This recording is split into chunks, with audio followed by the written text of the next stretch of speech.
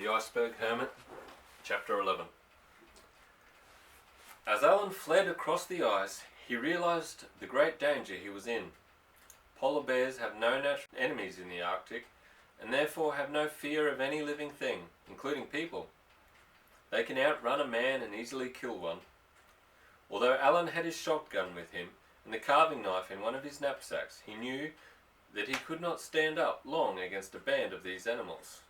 He might kill one, but the others would swiftly tear him to pieces. His only chance was to keep running and hope that the bears would tire of chasing him. Fortunately, he had a good start, at least half a mile. After he had been running for about 20 minutes, expecting to be overtaken at any moment, he glanced back to check on his pursuers. He noticed then that only 2 bears were still following him. Exhausted and out of breath, he finally stopped, took the carving knife out of his knapsack and got his shotgun ready. He took off his 2 packs and set them on the ice. If he had to use his knife, he did not want the knapsacks getting in the way. And then he sat down on the large sack and waited, ready to sell his life as dearly as possible. When the bears drew within range, Alan recognised one of them as Nancy. The other was evidently a huge male, as it was twice Nancy's size. Alan felt the first ray of hope. Now he had only 1 bear to deal with. Then a new and horrible worry hit him. Having met others of her own kind, would Nancy now follow her natural bear instincts and attack him? Or would she remember their close friendship and leave him alone? As the 2 bears approached, Alan stood up and made ready to defend himself. Pushing a knapsack out of the way with his foot, he suddenly got an idea. He left the 2 knapsacks there behind him on the ice and once again began to run. He had not gone far, perhaps 100 yards, when he was forced to stop.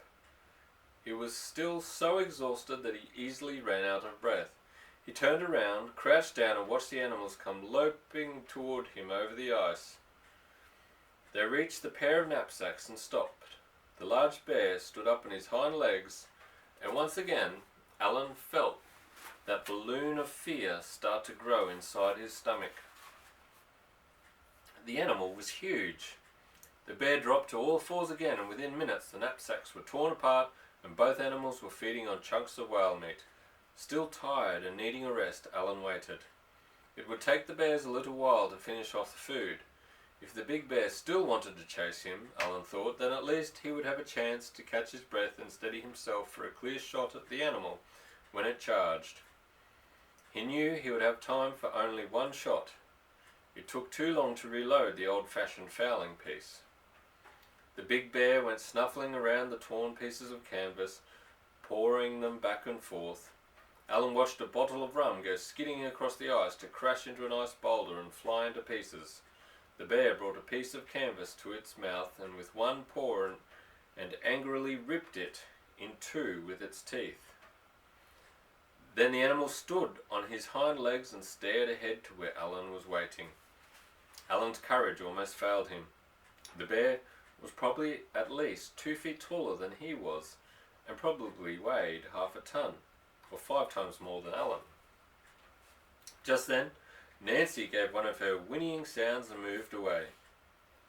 The big bear turned in her direction with a questioning grunt.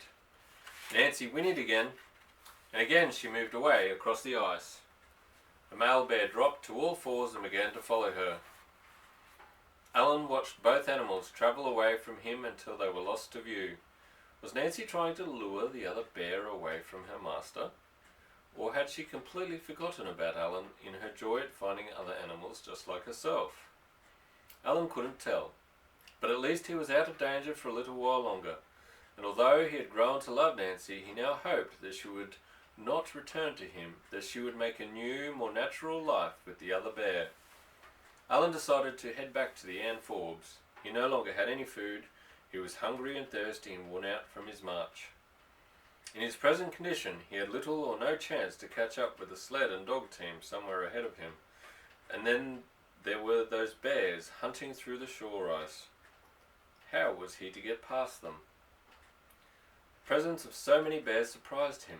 He had thought that polar bears hibernated all through the winter, but evidently he was wrong. In the spring, the bears would probably be less dangerous and would probably be out on the ice floes hunting seals. As Alan began his return to the Ann Forbes, he realized with dismay that he had lost his tracks. He ranged far out to his right, came back, and moved to his left. Finally, he found Nancy's paw marks and his own boot prints and felt a great sense of relief. All he had to do now was backtrack until he reached the ship. Alan slung the fowling piece across his back and started the long hike home. For an hour or so he trudged along, growing more and more tired and more sleepy. He badly wanted to lie down on the ice and take a little nap. He was now well into his second straight day without any sleep. Alan was not afraid of freezing to death. He was warmly dressed against the cold, and he knew that if he burrowed into the loose snow on the protected side of an ice block, he would be all right.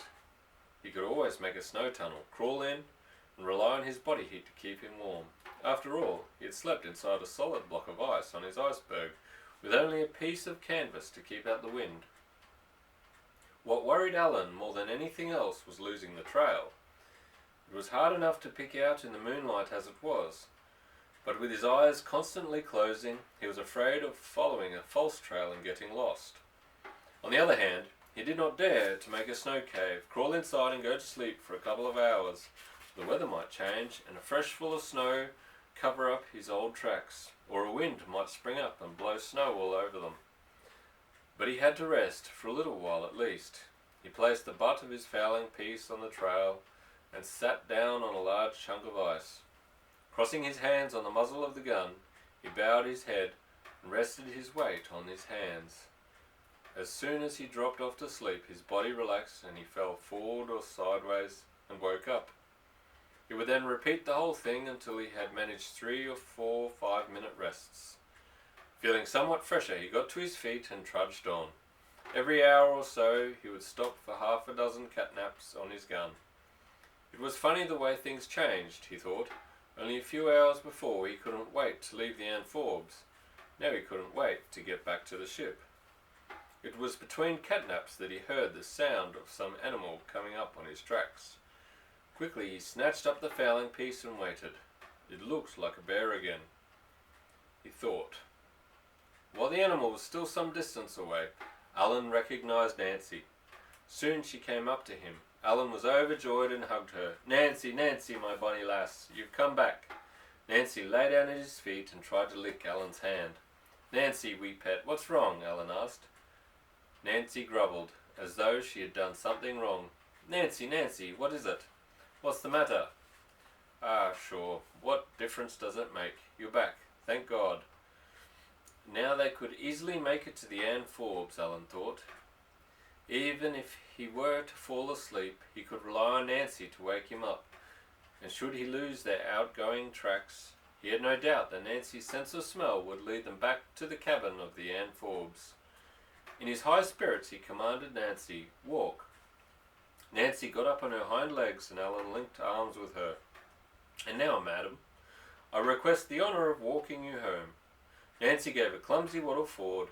Just then Alan heard a half bark, half snuffle behind. He wheeled around to find a tall white column blocking the moonlight. There, a few feet away, towered the male polar bear. It's the end of chapter 11. Good night.